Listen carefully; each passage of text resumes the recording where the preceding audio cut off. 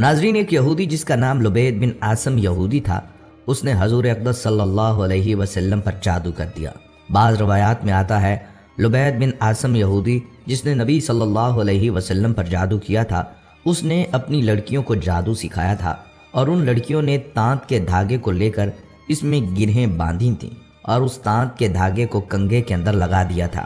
اس جادو کی وجہ سے نبی صلی اللہ علیہ وسلم کی طبیعت کچھ ناساز ہو گئی، اور ناساز اس طرح ہوئی کہ بعض اوقات وحی کے علاوہ دیگر امور میں آپ صلی اللہ علیہ وسلم ایک کام کر لیتے، مگر خیال ہوتا تھا کہ نہیں کیا۔ ایک دن آپ صلی اللہ علیہ وسلم نے حضرت عائشہ صدیقہ رضی اللہ تعالیٰ عنہما سے فرمایا کہ مجھے جو تکلیف چل رہی ہے اس کے بارے میں اللہ تبارک و تعالیٰ نے مجھے خواب میں اس کا اصل سبب بتا دیا ہے۔ میں نے خواب دیکھا ہے کہ دو فرشتے آئے اور آ کر میرے پاس بیٹھ گئے، اور انہوں نے آپس میں گفتگو شروع کی کہ ان صاحب کو کیا ہوا، ان کو کیا تکلیف ہے۔ دوسرے فرشتے نے جواب دیا کہ ان پر کسی نے جادو کر دیا ہے۔ پہلے فرشتے نے پوچھا کس نے جادو کیا ہے؟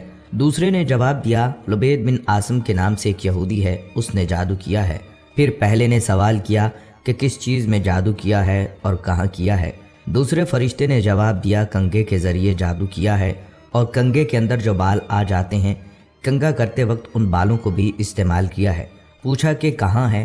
جواب دیا وہ ایک کنواں ہے، وہاں پر اس نے جادو کے کلمات پڑھ پڑھ کر وہاں دفن کیے ہیں۔ یہ ساری تفصیل نبی صلی اللہ علیہ وسلم کو فرشتوں کے ذریعے بتا دی گئی۔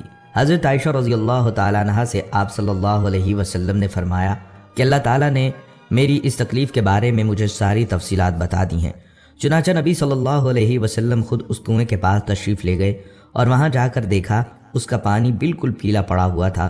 وہاں سے وہ کنگھا بھی برآمد ہو گیا، کنگھے کے اندر جو بال تھے وہ بھی برآمد ہو گئے۔